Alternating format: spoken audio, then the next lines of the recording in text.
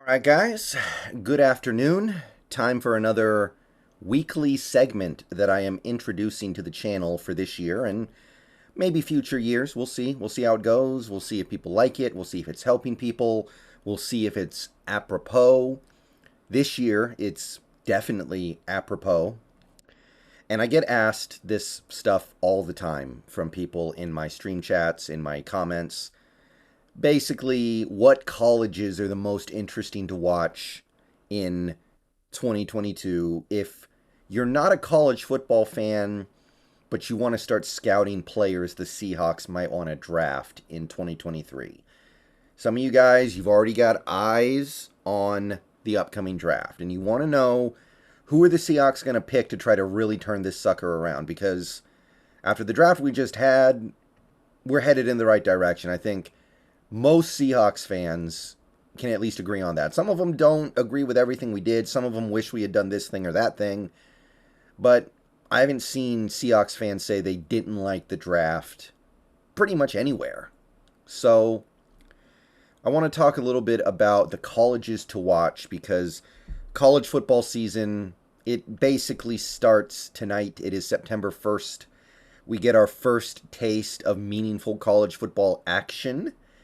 And I have looked at what we've got on the slate this week, and I kind of want to lay down a little bit of a watch schedule for you guys. So look at it like this. If you're somebody who wants to watch college football games to see potential Seahawks prospects, the guys who I think are the most interesting, but you don't want to TiVo 8 different games, or, well, nobody uses TiVo anymore, record 8 different games on your DVR and then, like, watch them back over the course of the week. Yeah, people don't have time for that.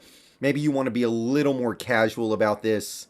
Maybe you don't want to take this that seriously. Whatever. Or maybe you just want to be able to go with the flow. So, if you're kind of in that situation, then this video will hopefully help you. It'll help you pick which games to watch based off my estimation of the players to watch in college football as a Seahawks fan.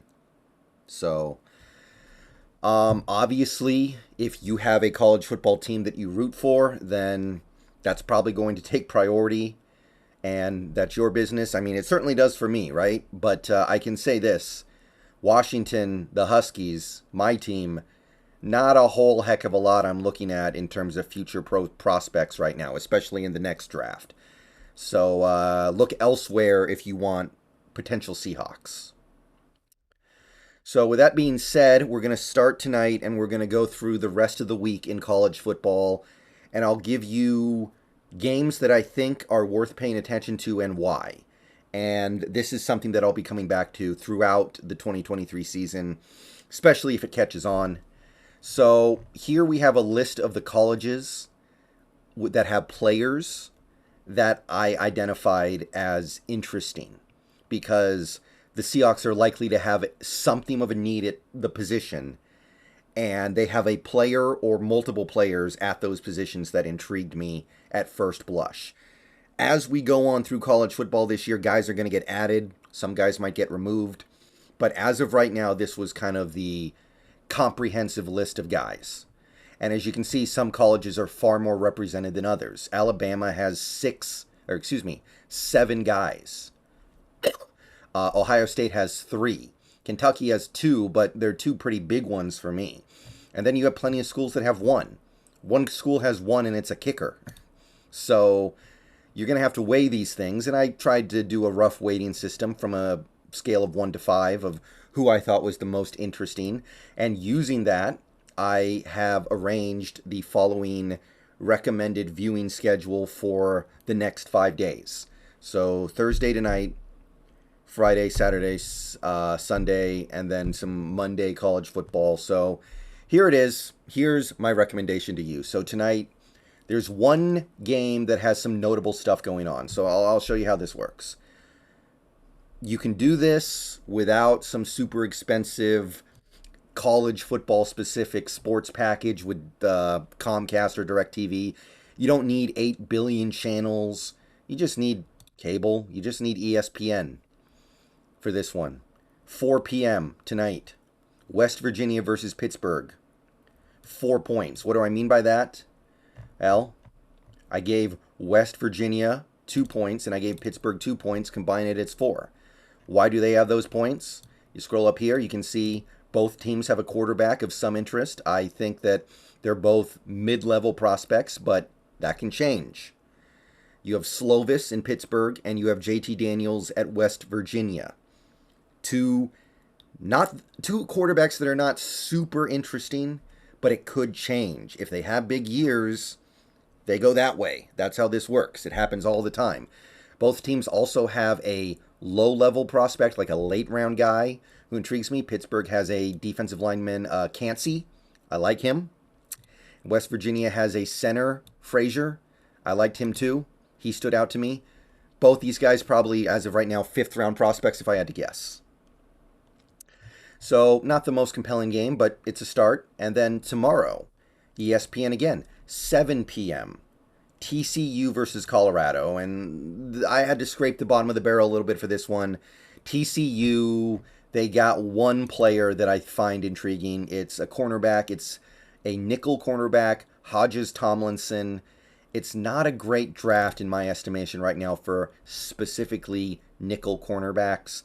Hodges Tomlinson was one of the ones that I liked, and as of right now, he's not considered a hot commodity. He's like a day 3 pick, maybe even UDFA, but he is one of the few guys who stood out to me as like, hey, that's a somewhat interesting pro prospect, and he plays nickel.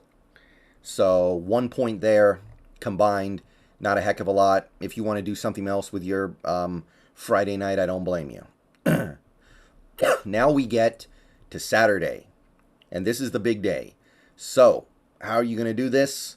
Well, there are certainly big games happening on every Saturday in college football, but if you just want to watch prospects, here's what I would recommend. 9 a.m., you turn it to ABC. Big channel, pretty much everybody gets it. For me, it's, I believe, Channel 4, but for other people, it'll be different. Turn it on. Early in the morning, 9 a.m., you're watching Colorado State versus the Michigan Wolverines. And Michigan has a couple players. Now, one of them is a kicker. Okay, we're not super excited about that. Maybe you are, because we need a kicker. But they do have a center prospect who intrigues me. Oluwatimi, I believe he recently transferred to Michigan, and this is considered to be a season where he might launch himself up into day 2, along with the top centers in this draft, like a Jarrett Patterson from Notre Dame. So Oluwatimi is one of the centers in this draft I'm keeping an eye on. So if you're looking for a morning game to watch for that purpose, that's what I would recommend. Put on the Wolverines, see what you think. And then after that game is over, it's 12:30, it's midday, you're eating lunch. You keep the channel on ABC because we've got a big one here. We've got the Oregon Ducks versus the Georgia Bulldogs. Maybe the game of the time slot anyway. And if you keep it on that channel, you can see that we've got Oregon with Sewell, one of my favorite linebackers in this class, and another linebacker who I really like, Flo. And they have an interesting left guard prospect named Bass. I gave Oregon 3 points on my scoring system. Definitely interested. And Georgia, by the way, no slouch either. Defensive tackle Jalen Carter and their center Van Pran. I have my eye on them both. I don't know how likely it is the Seahawks would be interested in them specifically, especially Carter, because he's going to be a very high pick. But there you go. So, that's a good game, and you've got quite a few things to watch. Sewell, in particular, just screams potential future Seahawk to me. Probably a first round or an early second round pick. But if you're not into that, then Flo is likely to be a day 3 pick. So you got 5 guys to keep an eye on there. Okay, then we get to 4 p.m. You flick the channel, or maybe you don't. You've got 2 games to keep an eye on here. This one's hard. You're going to have to go back and forth, guys.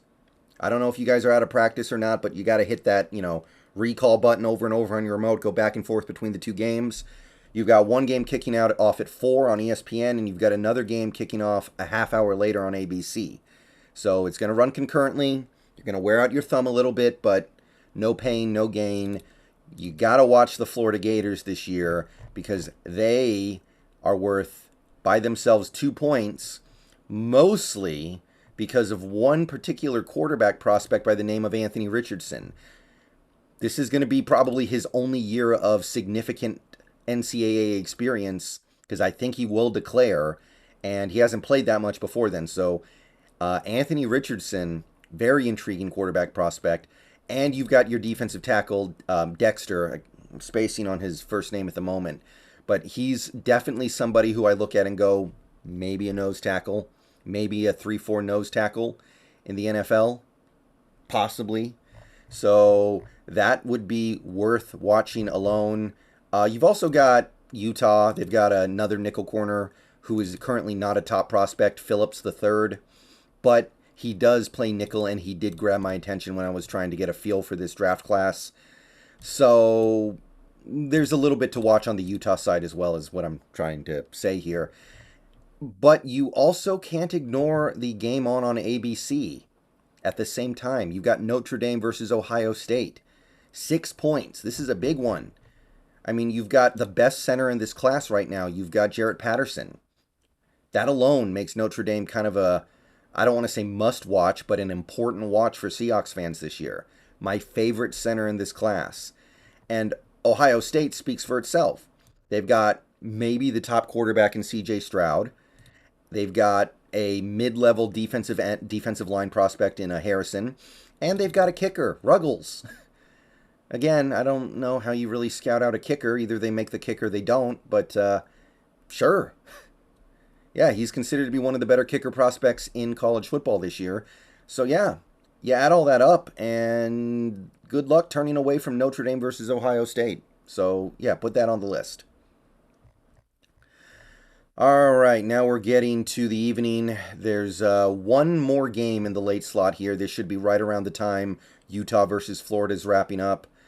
Maybe a little bit of bleed over with that and the Notre Dame-Ohio State game, but we got to tune into the Pac-12 network, right?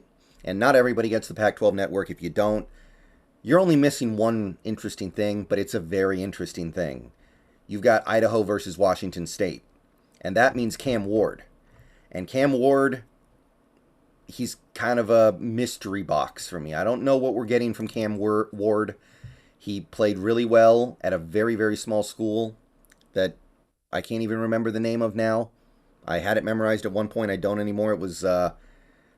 It sounded like a made-up school, but he's good. He's got talent. He's got ability, and he's going to get this year to put a bunch of tape on the table to convince teams that he's worthy of being an NFL prospect. Big unknown. The big unknown, Cam Ward. It's one player, but it's kind of a big one. So I would definitely try to watch that game if you can. And then we get to Sunday, and most people are going to be watching NFL football, but we do have ourselves a college game happening at 4:30 on ABC. Tune in. We got Florida State versus LSU. Not a ton. I mean, it's a pretty decent game, don't get me wrong. LSU, Florida State, that's something, right? That's not nothing. But Florida State has a defensive end prospect, Lovett, who I'm keeping an eye on. We may need to refresh our defensive line next year. Might lose Puna. No guarantee guys like Quentin Jefferson are still here. Al Woods could retire. We might need to refresh things up there a little bit, and Lovett from Florida State is one of my guys. And finally, Monday night, 5 p.m. on ESPN. We got Clemson versus Georgia Tech. And I can't tell you about Georgia Tech, but Clemson, yeah, they've got some stuff going on over in Clemson. They've got a quarterback by the name of DJ Uiagalelei. Interesting, right? Doesn't look like a pro guy yet, but that could change. He's on my list as an interesting guy to watch. We'll see how he develops this year. They got a really nice defensive line with Brissy and Davis. These are two guys who I'm very interested in as a Seahawks fan. And maybe my favorite of this group, Trenton Simpson, linebacker, another late first, early second guy who I think could be the answer for replacing Cody Barton next year. So that takes you to the end of the week. That'll get you off to a good start. So let me know if this helps you. Let me know if you appreciate this. that's how I would do my watch schedule this week. So I'm going to go ahead and get out of here. Peace out. Go Hawks. And that's what to do if I were you. And I didn't like college football, and I only wanted to watch for pro prospects, and I was a Seahawks fan. This is how I would do it. See you guys later. Go Hawks.